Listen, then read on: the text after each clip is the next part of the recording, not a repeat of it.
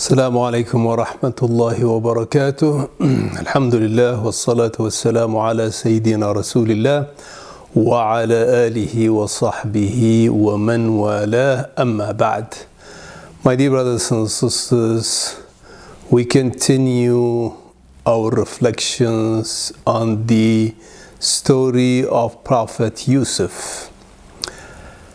And now Yusuf's story will take us to a new chapter, a chapter where he is in a high position, a chapter where he is one of the most trusted people to the most powerful man in Egypt. So Yusuf requested the king to make him in charge of managing the food storage and the food distribution in Egypt.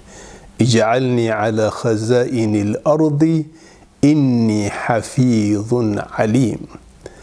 Now when he made this request, Yusuf presented his credentials, and his credentials were حفيظ عليم, which in our modern terminology means competence and integrity. So he told the king, I have the knowledge, I have the know-how, I have the competence, and I am also someone who's trustworthy and someone with integrity. So Yusuf, with his knowledge and with his integrity, he requested to be put in this important position. But was Yusuf looking for position? Was Yusuf looking for power? Was Yusuf looking for authority? Yusuf alayhi salam was coming forward to help Egypt in a time of crisis. He was not after position. Rather, he was trying to help. He was trying to make a difference. He was trying to save the country from a major crisis. So his request is a request of someone who was stepping forward to serve and to help and to save and to make a difference. Not someone who was seeking position or power or authority. So naturally the king agreed, and Yusuf took this important position at a critical moment in the history of Egypt. So the first 7 years of prosperity went by, and according to the plan that was put by Yusuf, the people in Egypt worked hard and they saved as much as they can. And then came those difficult 7 years, and Yusuf was in charge of making sure that people receive their portion of the food in an equitable manner. So here the brothers of Yusuf came to Egypt during those difficult times to collect their portion of the food distribution. And they came to where Yusuf was. And this time Yusuf saw them and recognized them. وَجَاءَ إِخْوَةُ يُوسُفَ فَدَخَلُوا عَلَيْهِ فَعَرَفَهُمْ وَهُمْ لَهُ مُنْكِرُونَ. So they came to Yusuf, and he saw them, he recognized them, but of course they did not recognize him because they never expected that Yusuf will be in this position of power and authority. In their mind, Yusuf was probably somewhere serving as a slave with some Bedouins. Never did they expect that Yusuf will be in this kind of position and in this place in particular. So Yusuf did not say anything. He spoke to them, he was nice to them, and probably he asked them about their family and about his father and his brother. And he told them that next time you come, bring your other brother. Because the other brother is Binyamin, according to the Mufassirin, his full brother. Bring him next time. And he told them that if they come without him, they will not be provided with their portion of the food or with the food supplies. So they went back home to their father and they told him what happened. And they pleaded with their father to let their brother Binyamin go with them. The father was very reluctant because he had a very bad experience with Yusuf. And he said to them, قال هل آمنكم عليه إلا كما أمنتكم على يوسف. He said, how would I trust you? Because he had seen what they have done to Yusuf. They kept pleading with their father, and they told him that we will not be able to get our portion of the food if we did not take our brother with us.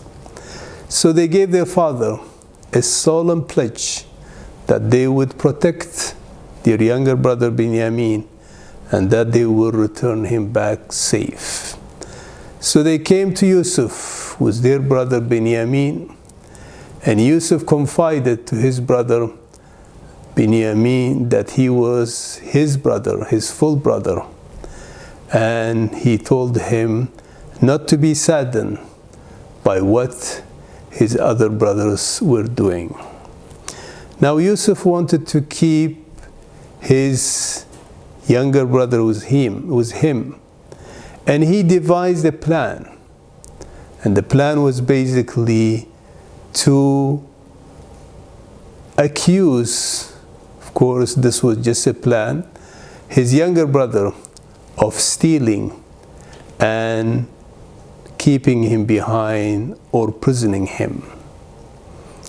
And when they were told that he stole something, his brothers reacted and said, إن يسرق فقد سرق أخ له من قبل. If he has stolen, he has a brother who has stolen before. And of course they are referring here to Yusuf. And Yusuf, of course, heard it, but he kept it to himself. And they pleaded with Yusuf to let Binyamin go with them. But he was adamant that he has to stay behind. And they left. They went to their father and they told him what happened. Of course, the father would not believe them. And here, his grief and his sadness increased, and he was hopeful again that not only that he would see Binyamin, but he would also see Yusuf. Then the father told his children to go back and to search not only for not only to bring Binyamin, but also to search for Yusuf. He was still full of hope. He said to them, يا بني اذهبوا فتحسسوا من يوسف وأخيه.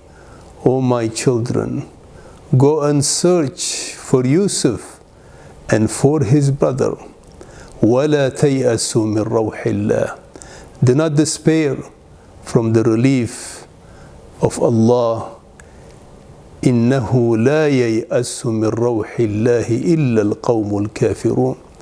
That's only those who reject Allah are the ones who despair from the mercy of Allah.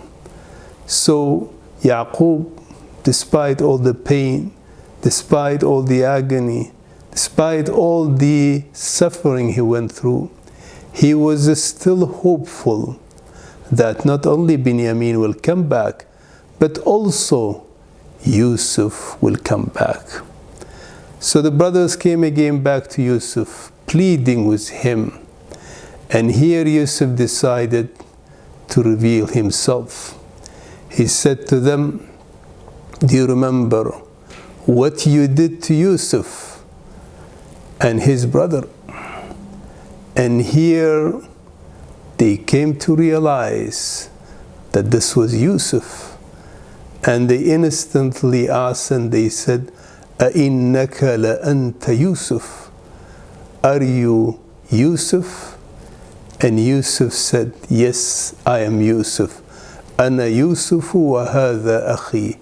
I am Yusuf and this is my brother, pointing to his younger brother Binyamin. قَدْ مَنَّ اللَّهُ عَلَيْنَا. Allah has fulfilled His favor upon us, or Allah has bestowed His favor upon us.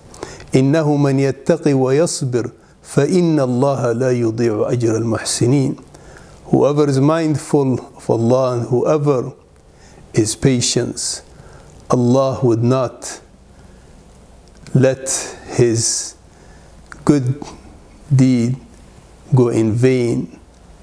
So Allah subhanahu wa ta'ala here showed his brothers how, despite all their mockeries and all their evil work, Allah has put him in such an elevated status. So here the brothers, they were shocked. And put yourself now in their position. Perhaps you would expect that Yusuf will seek his revenge. And if he was to do that, probably he could have justification for that. They have deprived him of his father. They threw him in that dark well. He was thrown in prison. He has seen so much pain and suffering because of their actions. But Yusuf was a different person, a man of different standard. He simply said to them, لا تثريب عليكم اليوم يغفر الله لكم وهو أرحم الراحمين.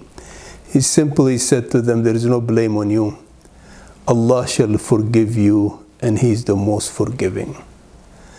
So here, my dear brothers and sisters, we see the union of the brothers, and we see how Yusuf ended all these years of enmity with a simple word of forgiveness.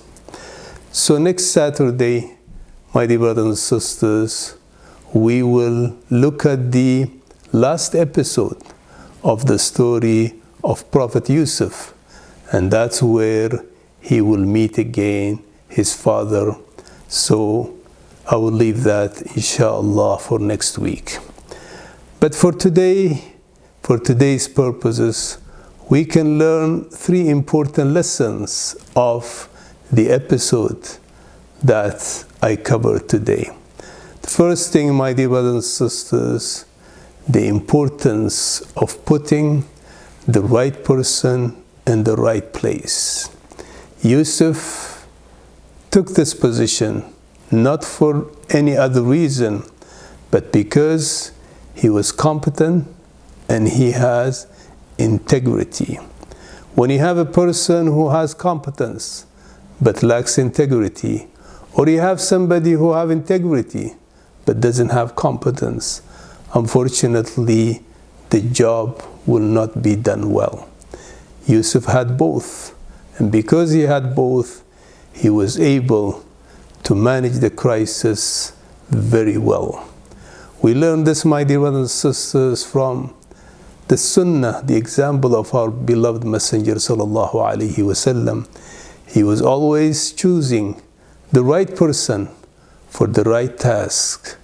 When the people of Medina needed someone to teach them Islam, he chose the right person for that, Mus'ab ibn Umair, who accomplished his mission with an amazing success.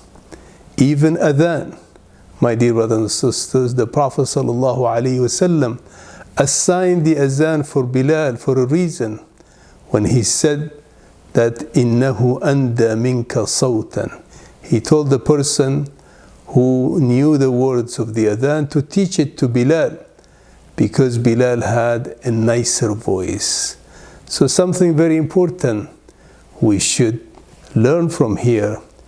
In our community affairs, in our collective affairs, we should always put the right person, a person who has competence and integrity, in the right place, and that will be of great benefit to the community and to society. The second thing we learn, my dear brothers and sisters, is to always be hopeful and optimistic.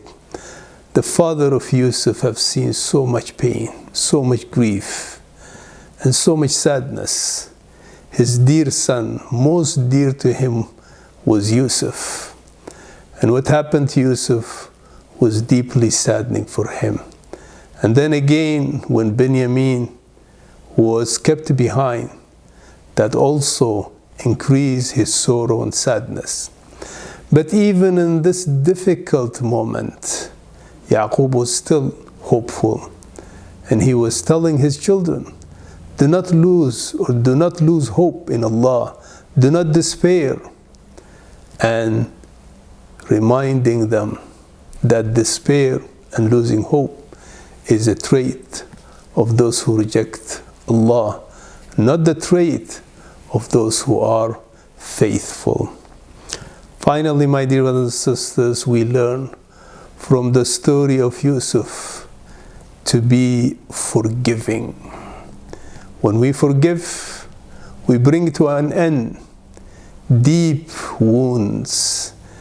Forgiveness has the most powerful ability to heal wounds and to bring people together.